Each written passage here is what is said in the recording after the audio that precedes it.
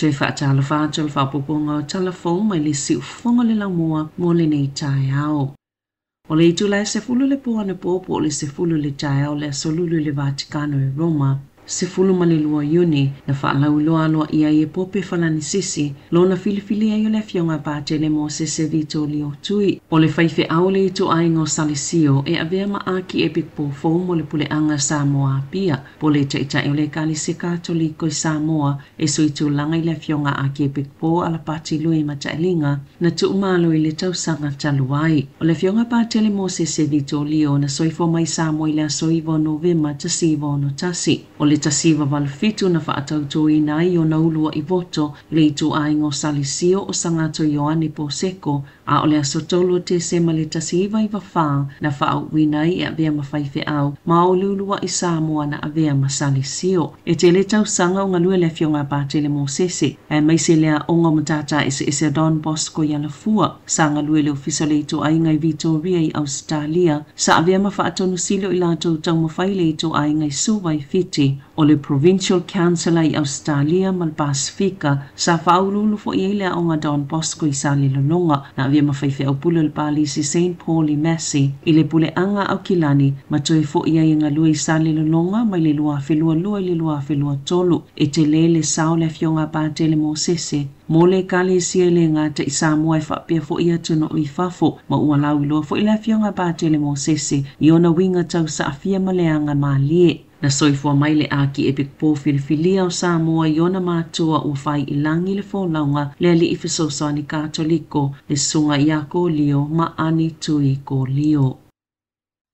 Wali potia la afia le whaipule West Coast Tasman ini whainga whao lima a se tangata te e to la fono whaana tina Jesu inga le malo. Sa iei Maureen Pugh i tāka kai le asolua i fono malipulenga le to malo po le community board e to sai malalato wala aulia. Na mana na o le pulenga i fsota i sao ma le whaipule peifo il tulanga sa masani e ma le whaipule utuana i atu Damien O'Connor o le Labour na ta wili te fono o le mawhaanga utua le fiafelo i le whaipule ina ia salato i puti ma whaamasani a tili. Ai ili taimio le whailoa inga, sa poto le sili malto se launi tangata titee. Mani alato whaailu ilo i whafuani o le whali whaasanga i le pili whaanatinati o na talia ni suinga i to laf. Sa maafuana whaatutula lato titee a Pugh. Ona i le fie ilo na wala au leina se company Australia a wai le whaatoktopenga. O se maina eli auroi Sam's Creek, lea tafe atu le vai tafe o tākaka. Sa ili fuwhanga i whaia o se solo titee file mo pe tai e to tasi se tangata na iai na ta ua sa le i whaalongo pe ona sauno le tai fono ui le ni li pote ne manu anga na tutupo mai ai ai olo whaawau pe le su e ngā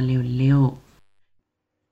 Ua whautua le minista o tupe Nicola Willis ina ia whaia se su e ngai le tōlango iei whai ngā whaatauwanga whale tupe New Zealand. Ai me se lava inu ui tua, wa tu si atu le minista i te whono komiti o le Finance and Primary Production ina ia whaia ia su e nga. O le eile longa sa io ina mamali lia i le National, ma le New Zealand First i whai ngā paanga o le whai ngā malo so whaatasi. O le whaanaunga le minista ina ia au fie i le ilu longa le tūlango iei whaatauwanga i whale tupe e au fie whainga whaapisinisi matupe no atu o ni pāwai loto lo tau mia inisi whainga whaatauwanga i au nanga tau tupe mania a whianga le tula whono whainga whaatauwanga whaatase ma le lava o awanoa i tupe no atu.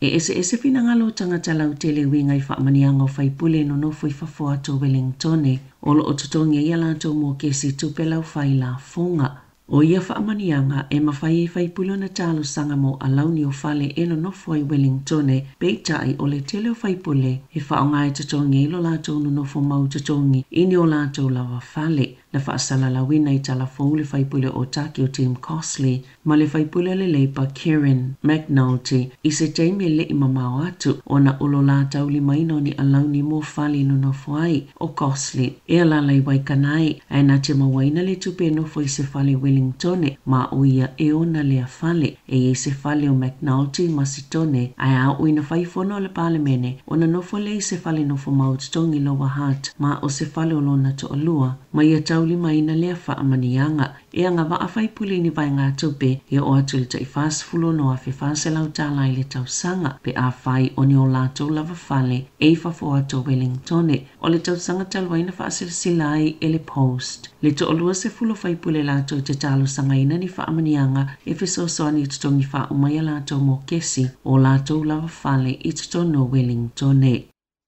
Sa whaiani polo ka leo i awala titele i tutono Maroko pa ili ki in country a o wha opopo ina i tamu whainga sa ilingo le whanau i tolo Tom Phillips na amatau na sa ilia Ember Maverick Machida tala mai le masino te se malua afi lua tasi ina ua ave lo latou tamai se nofuanga ele oiloa i se tasi o lo i ele tusi sai o le tamaa na ta awale oranga tamariki le leiti o New Zealand latou tele i mawhai na tali fesili po o aie te tau ona nunofu whaale to la fono ai ia tamaiti na ta awe so upa leo na alo na whaia poloka ina ia mawhai na fisosoania i latou whaapea matangata lau tele o le aso luana whaasilsila i leo lo latou o ina ato le tupe o ato le valus fulu a fetala. Moni fa amatalanga i mawhaiona whailo ato i winga ia Phillips malana whanau ina ia mawhaiona toi whaafo i ato ma le saonga le mu. E lua 5% na si iti ele numero tangata mai whafona taunu i New Zealand tau sanga talwai. E ui lata ili tasio vai tolu na si iti ele numero tangata na tu ua le atu noo. O fai numero wha mauma wina le Stats New Zealand. O lo ta uele se lau tolu sifulu a feono se lau o tangata mai whafona tu ua le atu noo. I le tau sanga e omaya aperila. O se fai numero pito maa walunga. Wa wha mawina ili se fululua maa sina watua nai. O le numero wha i o tangata mai whafona tuto ile atu noo ili tau sanga e omaya aperila. E was fulvalu afe 5 selau. Maolo o awhi tutono selau 5 fulfa afe o tangata ele ni sitiseni. E pito so tele tangata initie malanga mai fafo. Pito ai tangata Filipaina masaina. Ele o whaingo fie mo a inga le tutongi ngau pili sa le ima fawfawina, talwa ile taunga tale soifuanga i tu sai maseli po tele Kiwi Bank, e 5% o tangata na tali le lipoti. E ia lato pa keti ma le fatasi pasene, e ia lato te unga tupe masani, peita ai ole tolu se 10%, e fea ngai mawhainga tae tau tutongi ni pili o atu ta 5 se lau ta la, e au noa male no ni tupe, pe wha atawa tu fo ini mea tō tino e mawaise tupe, pe whaongai fo ile credit card po whainga wha ai Tala Fou. Na ta uele polisile le Kiwi Bank, Steve Cherkovich, o le ilo ilonga polisai linga lea na whaia, sa wha atatau le tūlanga ngā whatia e tangata na wha soa lato tupe, e sa wha ava ai fo itu e whaingofio na whai nai, ini whainga tā, o se tūlanga le leile wa ai atu, e ini si tangata New Zealand lo solonga le leile wa ainga ma le wha saunga o lato tupe, e meiso le wha tūlanga o lato matati e fia au si e tūlanga tau tupe, peita i sailo fo ile saili linga, e to o tele na vai whaingo fio na whaate ia pe atu tupu whaafua sei, ni whaafita au le mo umia i le tupe. O tupe tele na whaasawina na to tele le maasina e se maile Kiwi Saver e la loi folta i se lau tā la, mo le to o wha maile to o se fulo tangata o e na tali i le sa ili ilinga o le tau po tamil sa whea ngai ma le whaingo le saili linga le whale tupe. Sa whaamalo siona tau fisu e ngai whai e lunga le interneti ale investe o masi, ona oni whaafita au li o ngaonga tu sai mali poti, na ta uele associate maitia onga le investe le tira ahupai, e te le se numero ta maitia onga na whea ngai mani whaafita au li, e au whieile le mawhaio na tatala o lato suenga i lunga le interneti, a oisi tamaiti na whailo atu ia i lato i ngua ma whaamau nga oisi tamaitia onga, e mawhaio na whaisu e ngā tamaiti mai le whale po o ngā luenga o ngā lulue ai peita e wa ai lelei e ale masini po e ata i olo i lunga o lato masini kompiuta na ta awele sosi e tele tamaitia onga na fia ia whaafita auli o no su enga ia whai e titono potua onga e le o toi a veo se whaatulanga nga masani i masi na ta awele sosi sa amata ia whaafita auli le asonga fua ma sa whailoe le investe tamaitia onga i le ala wapo aina mawhaio na toi whaalelea i le tae au na susu o ai. E se lau 50 tāla na whaasala inai se tina i kala i stete le tae o na nafi, o na ole awe taavale ai olo o toa umale ai sailungo le tio atu te le ilumo la na taavale. Na sauno le leo se inia sa tini Paul Robertson, na alu le tina i momulila na whanau le a onga, ai tau fie leo le te au le valu, sailo atu e leo le pio solo le taavale le moa le ala tele, ma tifai tua le isi tu, na whaasala i leo, o na ole whialua i o la na taavale, ai leo saunga le muli tio atu te le ilumo le taavale, o una ina leo au taavale umaina i siakia la tau taavale, po o tala whea ngai lelei te mio wheo inga le tau malulu, ma ia mautinoa i eise pa au si pea, siaki lelei mō li ma ta aufi, whaapea masalu timu ia ola lelei, mai te tau I awe taawale o nawe esele aisa e to o iti o ata o taawale, ma whaabonua nisi taimi whaapopo e siaki ai, a ole I amataina se whai ngā malanga, o le whautuanga le AA, whaonga le vai malulu e whaatea e seile aisa mai le ti o ata le taawale, e awa lava ne isa sa aina I se vai mawhanawhana po o se vai vivela, I le ti o ata o le taawale.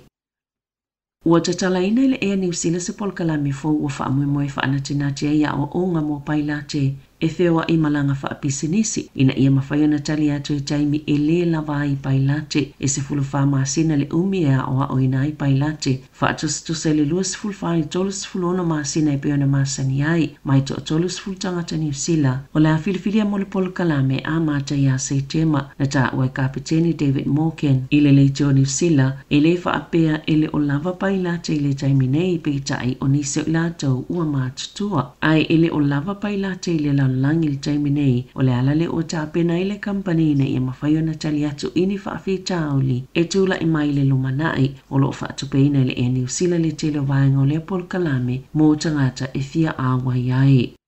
I taalonga o filifilia a le Hurricanes whaapea ma le Chiefs mo le taalonga I le asatu o na inei le Sky Stadium I Wellington o awe whaapita ilunga po le isi le semi-finals o le Lakapi Super Pasifika. O le Hurricanes numero tasi o Pori Rakete Stones, numero lua a Safu Aumua, tolu Tyra po Tiro Lomax, fa Justin Sangster, lima Isaiah Walker Lerere, ono Brad Shields o le kapiteni, fitu Pita Lakai, valu Braden Yose, Eva T. Perenada, Sefulu Pret Cameron, Svultasi Salesi Rayasi, Sefulu Lua Jody Barrett, Svultolu Billy Proctor, Svulfa Joss Morby, Mali numero Svulimo Ruben Love, Oilato Falio Leo, James O'Reilly, David Mafileo, Basilio Tosi, James Tucker, Devin Flanders, Duplessis Kirifi, Richard Chad, Mabelin Sullivan. O le awali Chiefs o numero tasi Aiden Ross, Lua Samisoni Taugei Aho, Tolu George Dyer, Fa Jimmy Tupo, Lima Tupo Vaai, Ono Sami Beni Finau, Fitu Luke Jacobson o le kapiteni, Malu Wallace Titi, Eva Cortes Vatima, Sefulu Damien Mackenzie, Sefulu tasi Etienne Nanai Seturo, Sefulu Lua Rameka Poi Hipi, Sefulu Tolu Anton Leonard Brown, Sefulu Fa Emoni Narawa, Sefulu Lema Sean Stevenson, Oilato Fa Leo Bradley Slater, Charit Prophet, Ruben O'Neill, Naitoa Akui, Simon Parker, Xavier Rowe, Queen Tubaya, Daniel Rona. E amata le taalonga I le toilua 15 minuta I le Julai 5 o le afiafia le asoto ona inei. Tala Fou ia malisi ufonga le laumua mo le nei vaenga o le tai au.